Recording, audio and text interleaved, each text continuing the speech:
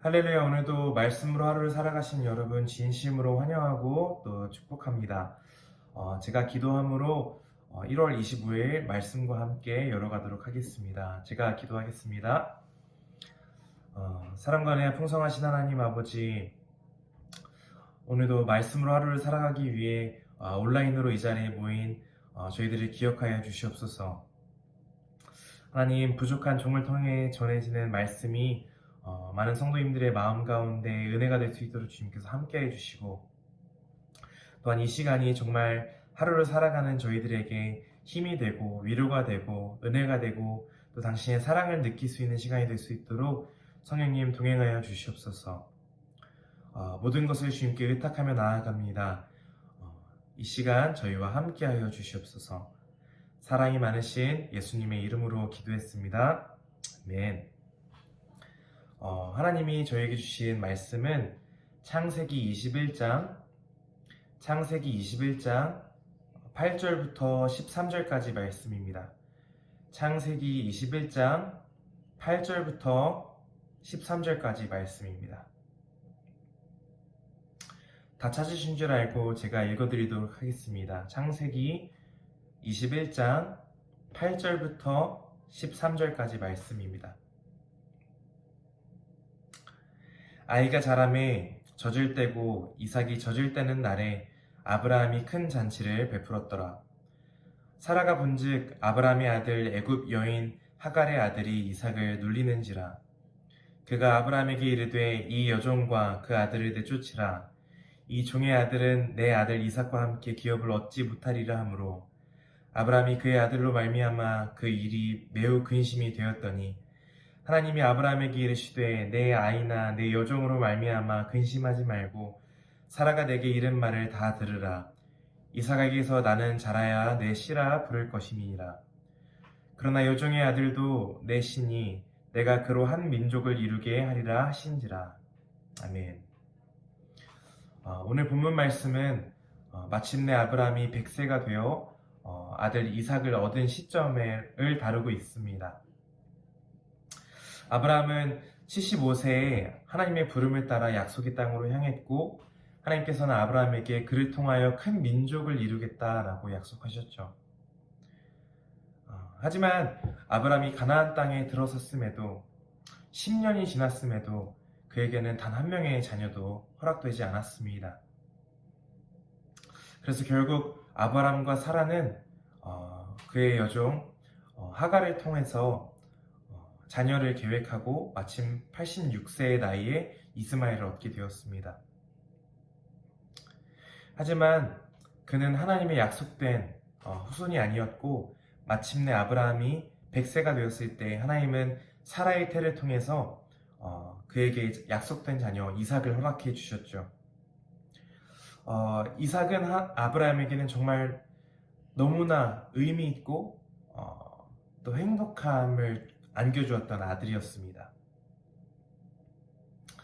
거의 25년의 시간이 지난 후에 하나님의 약속을 받은 후 25년이 지난 시점에 아브라함이 얻은 약속된 자녀였기 때문이었습니다. 무엇보다 늙은 자신과 사라 사이에서 이삭이 태어났다는 것 자체가 누가 보아도 하나님의 기적이며 뜻이었기 때문에 아브라함은 하나님의 약속이 이루어졌음을 확신할 수 있었고 너무나 행복해했습니다. 그런데 오늘 성경 말씀을 살펴보면 한 사건이 발생합니다. 사건의 때는 이삭이 3살이 되었을 때였죠.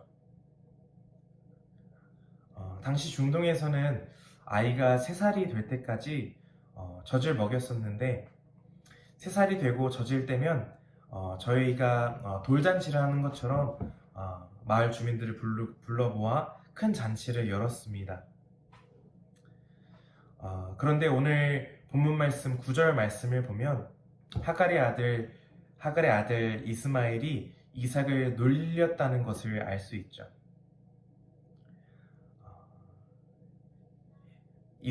이삭의 젖된 날을 기념하는 이 잔칫날에 이스마엘이 이삭을 놀린 것입니다.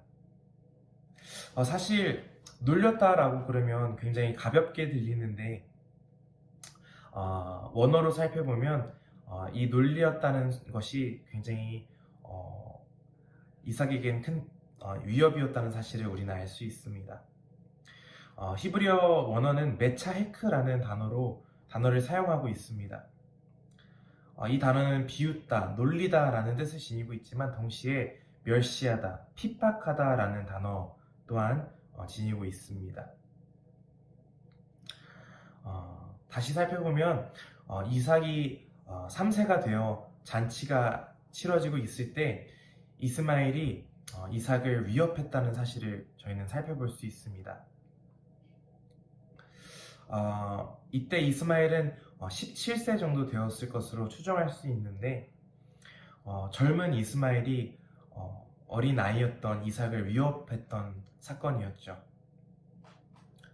때문에 이전에도 하걸과 사이가 좋지 않았던 이삭의 어머니 사라는 이스마엘의 공격적인 태도에 민감하게 반응했고 또 17세의 젊은 이스마엘이 늙은 자신과 어린 이삭에게 충분히 위협이 되었다는 사실을 알 수 있습니다.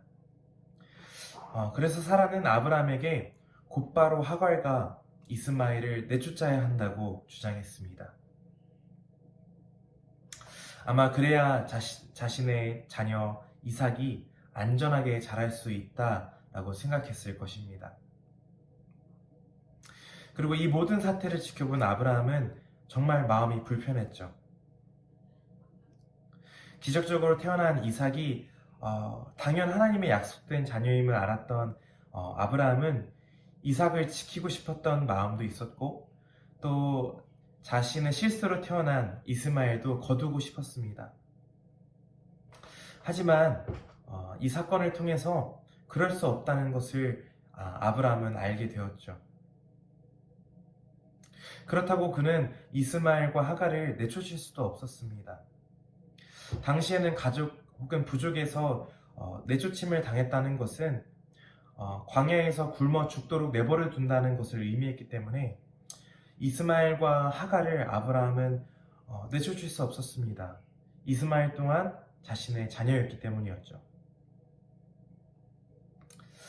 그런데 오늘 성경 말씀을 살펴보면 하나님께서는 이러한 아브라함의 고민을 아시는지 모르시는지 그에게 또 다른 믿음의 시련을 주십니다. 하나님께서는 아브라함에게 이렇게 말씀하시죠. 저희 함께 12절 말씀 함께 읽어볼까요? 12절 말씀입니다. 하나님이 아브라함에게 이르시되 내 아이나 내 여종으로 말미암아 근심하지 말고 사라가 내게 이른 말을 다 들으라. 이삭에게서 나는 자라야 내 씨라 부를 것임이니라. 하나님께서 아브라함에게 사라가 말하는 대로 하갈과 이스마엘을 내쫓으라 말씀하십니다. 이삭만이 하나님께서 약속하신 아브라함의 씨, 아브라함의 자손이라고 또 거듭 강조하시죠. 그리고 결국 아브라함은 하나님의 뜻에 따라 자신의 또 다른 아들 이스마엘과 또 자신의 여종 하갈을 내쫓게 됩니다. 사실 여기까지만 보면 하나님께서는 매우 단호하시고 자신의 뜻과 맞지 않은 것들에 대해서는 단호하게 끊으시는 분과 같이 보이십니다. 마치 이스마엘을 아브라함의 믿음의 여정에서의 실수 혹은 잘못으로 보고 계신 것처럼 보입니다. 그리고 우리가 살펴보면 우리의 시각으로는 이스마엘은 마치 하나님의 뜻을 위해 희생된 자녀로 보입니다. 하나님의 뜻을 위해 희생당하고 믿음의 과정 중에 생겨난 불상사 혹 믿음의 여정을 위해 감수해야 했던 아브라함의 손해 정도로 보입니다. 하지만 하나님께서는 이런 버려진 하갈과 이스마엘, 하나님의 뜻을 위해 포기된 이들을 축복하실 것을 동시에 아브라함에게 약속하십니다. 하나님께서는 13절 말씀에 이렇게 말씀하시죠. 그러나 여종의 아들도 내 신이 내가 그로 한 민족을 이루게 하리라 하신지라 라고 말씀하시며 그를 아브라함을 또 하갈과 이스마엘을 인도하십니다.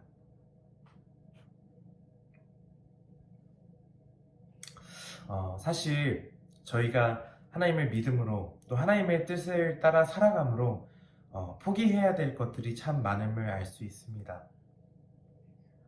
대표적으로 많은 성도님들이 일요일을 거룩하게 지키기 위하여서 자신의 가게 문을 닫기도 하고, 또는 다른 사람과의 관계 속에서 그리스도인으로서 바보와 같이 당하고 있어야 하는 경우도 많고, 또한 믿음의 생활에는 이처럼 무언가 포기해야 되는 경우가 정말 많음을 우리는 알 수 있습니다.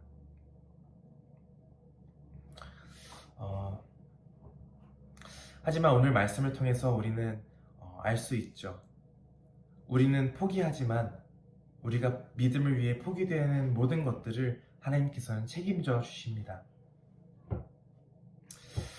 사실 지금 말씀을 녹화하고 있는 오늘 1월 24일은 저희 아내 하영 사모의 생일입니다. 오늘 그래서 제가 미역국도 끓여주고 또 조촐하게 케이크도 만들어서 챙겨줬는데, 저를 따라 미국 땅을 건너온 아내를 생각해보면 참 고마운 것도 많고 또 미안한 것도 많은 것 같습니다. 제가 미국으로 공부하러 오기를 결정할 때 제일 고민을 많이 했던 것이, 제가 결혼을 하고 이곳에 오면 아내가 포기해야 되는 것들이 너무나 많더라고요. 아내의 직업, 또 가족, 친구, 또 모든 것을 내려놓고 와야 하는 상황이었기 때문에 여기로 오기까지, 미국으로 오기까지 결단을 내리는 것은 쉽지 않았습니다. 하지만 저는 하나님의 뜻이라고 믿고 이곳에 왔고, 또한 하나님의 뜻을 따라 이곳에 올 때 포기되어진 모든 것들을 하나님께서 책임지시리라 믿습니다. 하나님이 이스마엘을 품어주었던 것처럼 포기되어진 모든 것들을 하나님께서는 책임지시기 때문입니다. 사실 저는 목회자 자녀로서 포기되어진 것들에 대한 하나님이 책임져 주시는 것을 정말 삶에서 많은 경험을 하고 살아왔습니다. 저희 부모님은 많은 목회자가 그렇듯이 교회를 중심으로 살아가시는 분들이십니다. 저를 많이 사랑해 주시기도 했지만 정말 교회를 위해서 올인하시는 분들이셨고,